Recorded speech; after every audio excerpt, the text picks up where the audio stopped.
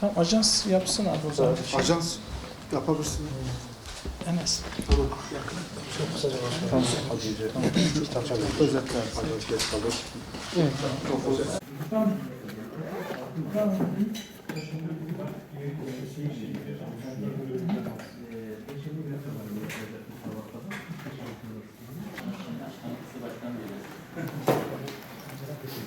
Evet, sonra ne diye soracağız?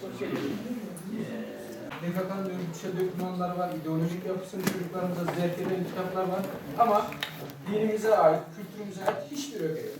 Dolayısıyla en güzel yolu da budur. Zamanında Sayın Cumhurbaşkanımız söylemişti. Bunlar zerdüşt ideolojilerini çocuklarımıza, gençlerimize aşılıyor. İşte tam da güzel bir tespit örneği burada. Onları tespit ettik. Sonra burada şimdi eğitim kadrosu altında belediyemizde iş alan insanlar üzerinde bir çalışma yaptık.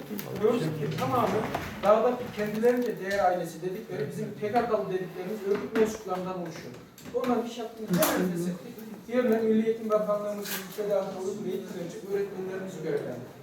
Zarafistan diye bir çocuk.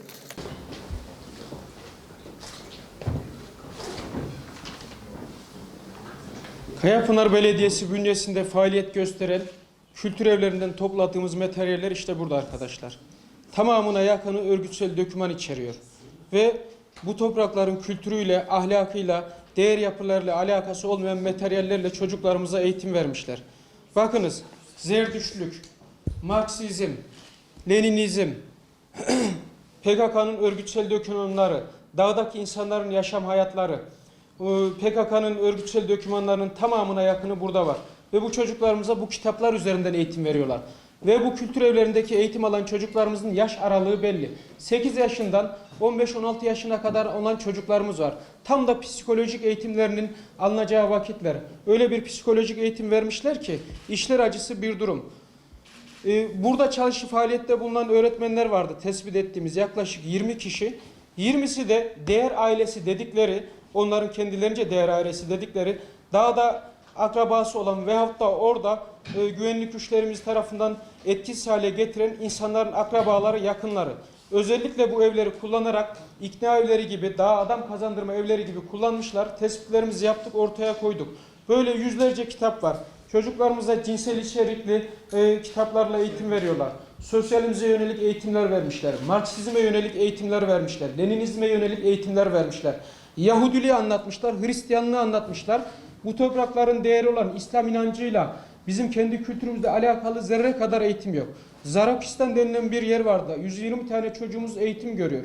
Orada görev yapan öğretmenlerin tamamı da aynı şekilde yine bu yapıya mensup insanlar. Onların da işlerine son verdik. Dedik ki burayı bizim Milli Eğitim müfredatımıza tabi tutacağız. Milli Eğitim'in kendi planı programı içerisinde eğitim alacaklar. Dediler ki kayyum Kürtçe eğitime karşı. Alakasız bir durum var. Bizim açmış olduğumuz Kürtçe kursları var. Orada kurslarımıza devam ediyoruz. Biz çocuklarımızı bu yapının elinden kurtaralım. Vatanına, milletine bağlı, kendi değerleriyle hareket eden insanlar olarak yetiştirelim istiyoruz. Bunun için çaba sarf ediyoruz. Bugün yine birçok kişinin iş akitini feshediyorum. Sebebi de şu, tespit ettiğimiz yaklaşık 390 tane kişi var. Bunların tamamına yakını ve tamamı istisnasız dağdaki insanların yakınları veya orada güvenlik güçlerimizce etkisiz hale getirilen insanlar. Belediyenin her birimine sızmışlar. İstisnasız her biriminde 20 tane 30 tane kritik yerlere adamları koymuşlar. Onlar üzerinden faaliyet göstermişler.